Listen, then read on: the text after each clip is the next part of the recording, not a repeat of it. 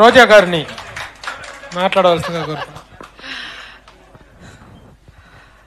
ముందుగా మా అందరికీ ఇష్టమైన మా డైరెక్టర్ కృష్ణారెడ్డి గారికి మనస్ఫూర్తిగా హ్యాపీ బర్త్డే సార్.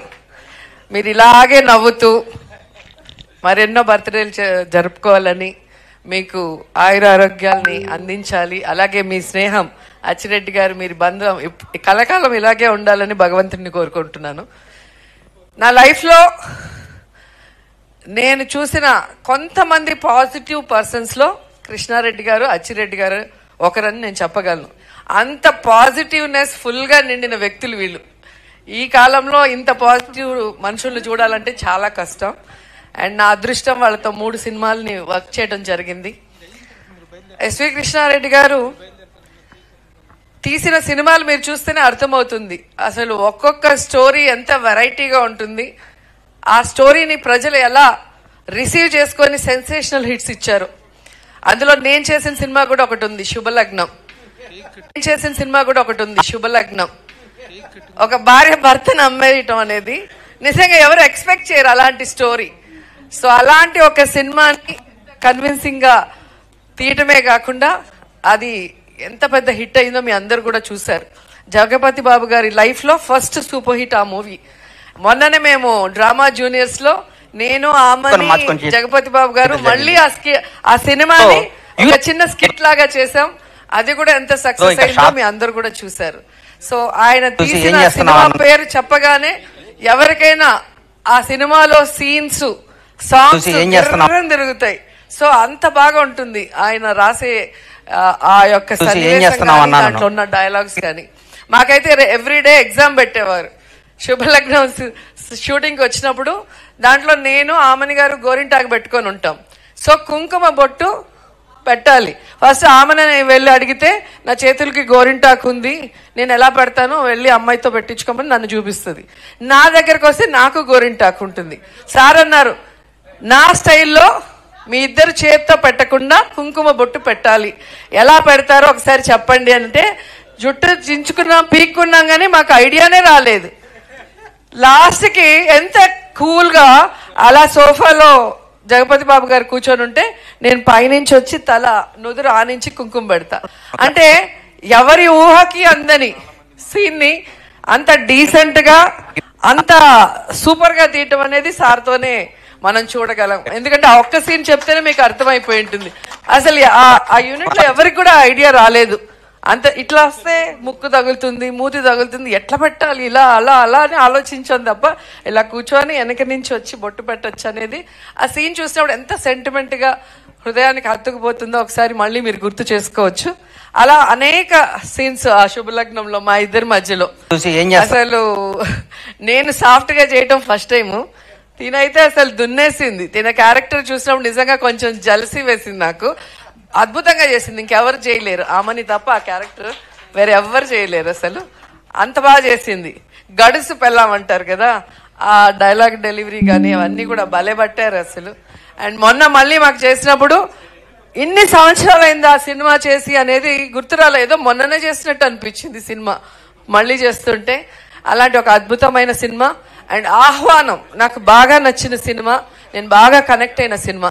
ఎందుకంటే మనం పెళ్లిళ్ళు చాలా గ్రాండ్ గా చేసుకుంటాం, అందరినీ పిలిచి అసలు దానికి రెడీ అవటం కానీ, వచ్చిన వాళ్ళకి రిటర్న్ గిఫ్ట్లు కానీ, ఏం భోజనాలు పెట్టాలనే దాని మీద మనకి ఎంతో కాన్సన్ట్రేషన్ ఉంటుంది.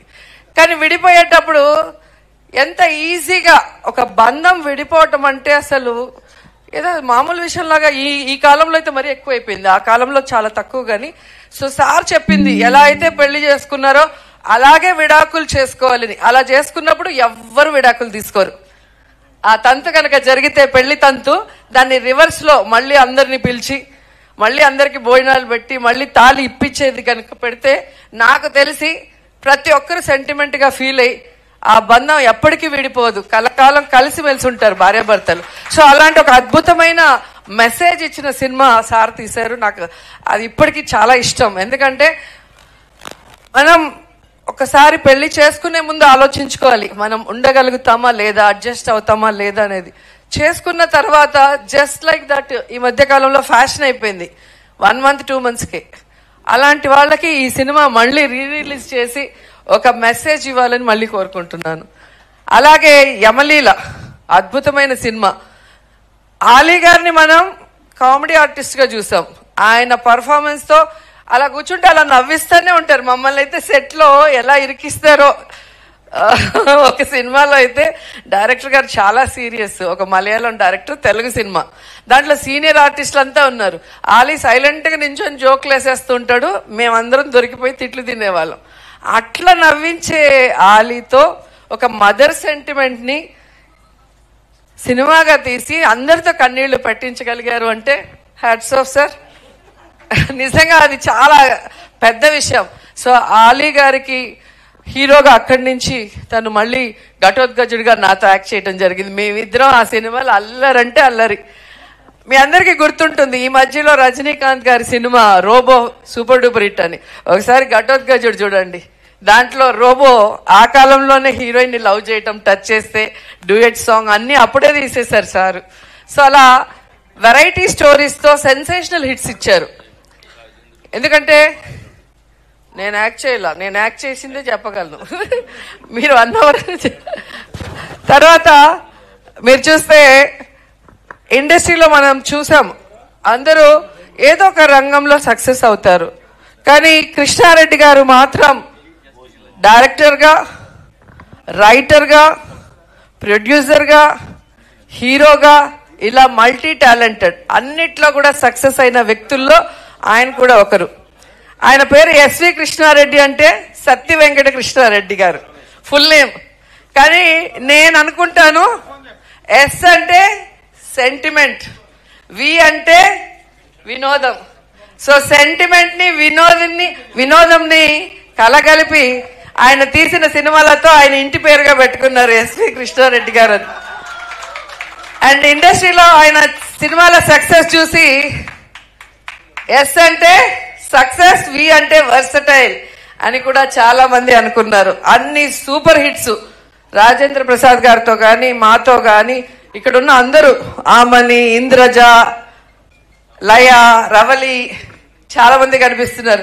చాలా ఇయర్స్ తర్వాత ఇంతమంది కలిసి కృష్ణారెడ్డి గారి పుట్టినరోజు జరుపుకుంటున్నామంటే ఆయన వ్యక్తిత్వం ఎంత గొప్పదో మీరందరూ కూడా తెలుసుకోవాలి. ఆయనతో పరిచయం ఉన్న వాళ్ళైనా, ఆయనతో వర్క్ చేసిన వాళ్ళైనా ఆయన్ని ఎప్పటికీ లైఫ్ లో మర్చిపోలేరు. ఆయన అచ్చిరెడ్డి గారు అంత ప్రేమ అభిమానాన్ని పంచిపెడతారు. సొంత కుటుంబ సభ్యుల్లాగా మనం చూసుకుంటారు. కాబట్టే ఈ రోజు ఇంత బిజీ షెడ్యూల్లో కూడా ఇంతమంది ఆర్టిస్టులు, ఇంతమంది హీరో హీరోయిన్లు, ఇంతమంది టెక్నీషియన్లు ఇక్కడికి వచ్చి సార్కి విష్ చేయాలి అని విష్ చేస్తున్నారు. ఆ విషయం అందరూ కూడా మరొకసారి గుర్తు చేసుకోవాలి. అండ్ నేను మనస్ఫూర్తిగా కోరుకుంటున్నాను, కృష్ణారెడ్డి గారు మళ్ళీ సినిమాలు తీయాలి, క్లీన్ సినిమాలు. ఆయన పేరు ఫ్యామిలీతో కలిసి చూసే సినిమాల కోసం ప్రేక్షకులు ఎదురు చూస్తున్నారు. సో మళ్ళీ వినోదాన్ని, సెంటిమెంట్ ని కలగలిపి అద్భుతమైన సినిమాల్ని మనకు అందించాలని కోరుకుంటూ, ఇలాగే హ్యాపీగా ఆరోగ్యంగా ఉంటూ మమ్మల్ని మళ్ళీ సినిమాల్లో పెట్టి సినిమా తీయండి. హీరోయిన్ గా అడగట్లేదు, మంచి క్యారెక్టర్స్ ఇస్తే చాలు. మేము కూడా అదే అన్నాను. సో మళ్ళీ మీ సినిమాలో చేస్తే అది అదృష్టంగా భావిస్తాం. ఎందుకంటే మీరు తీసిన ప్రతి సినిమా ఒక చరిత్ర, ఎప్పటికీ ప్రేక్షకులకు మర్చిపోలేరు. కాబట్టి వన్స్ అగైన్ అచ్చిరెడ్డి గారు సినిమాలు మళ్ళీ తీయాలి. మా డైరెక్టర్ గారితో సక్సెస్ చేయడానికి ప్రేక్షకులు రెడీగా ఉన్నారు. Wish you many more happy returns of the day sir. మీ స్నేహం ఇలాగే 10 కాలాల పాటు గట్టిగా ఉండాలి. Thank you sir. Thank you.